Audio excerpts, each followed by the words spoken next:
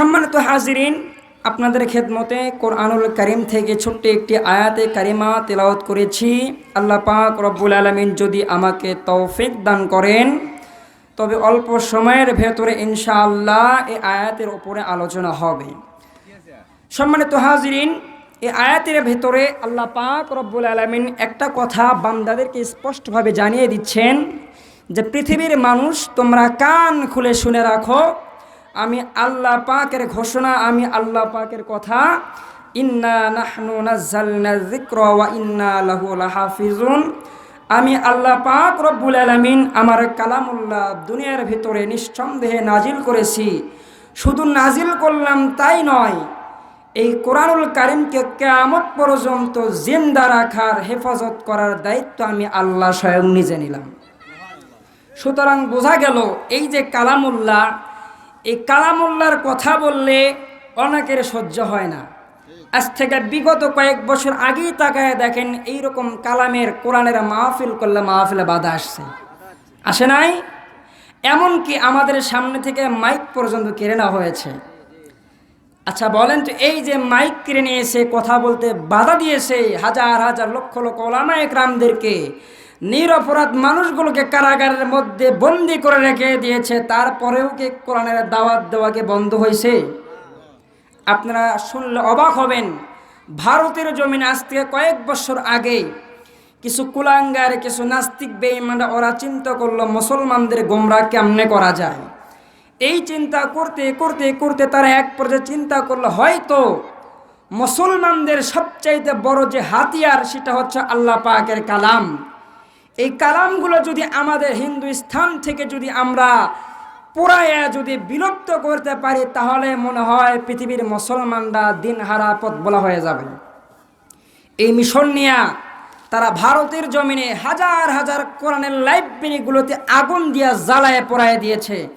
আচ্ছা আমার প্রশ্ন, আপনারা বলেন তো, এই যে কোরআন জ্বালায় দিল, পোড়ায় দিল, তারপরেও কি কোরআনুল কারীম পৃথিবীর বুক থেকে মুছে দিতে পারছে? এটা পারবে না কেন?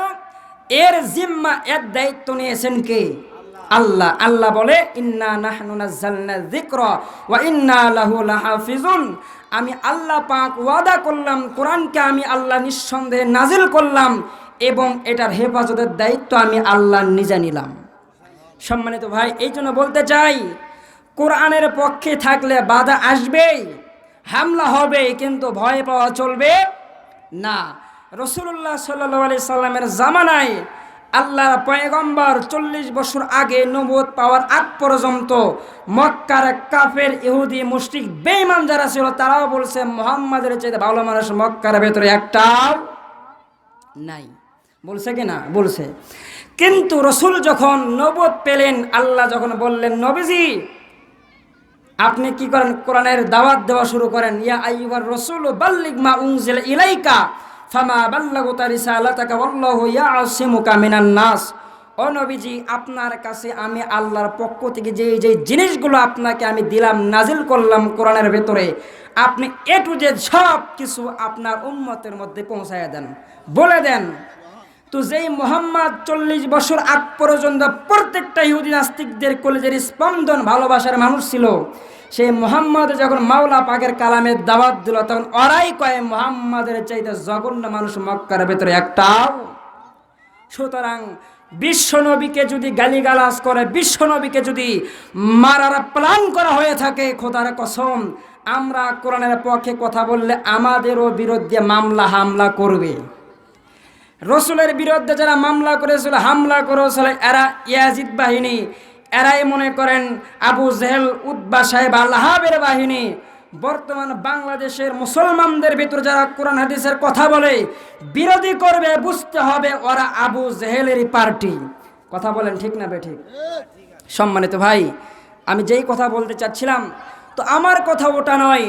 আমরা মাওলা পাকের কালামের সাথে থাকবো, বাধা হলে হবে, হামলা হলে হবে। হামলাকে আমরা মুসলমানরা ভয় পাই।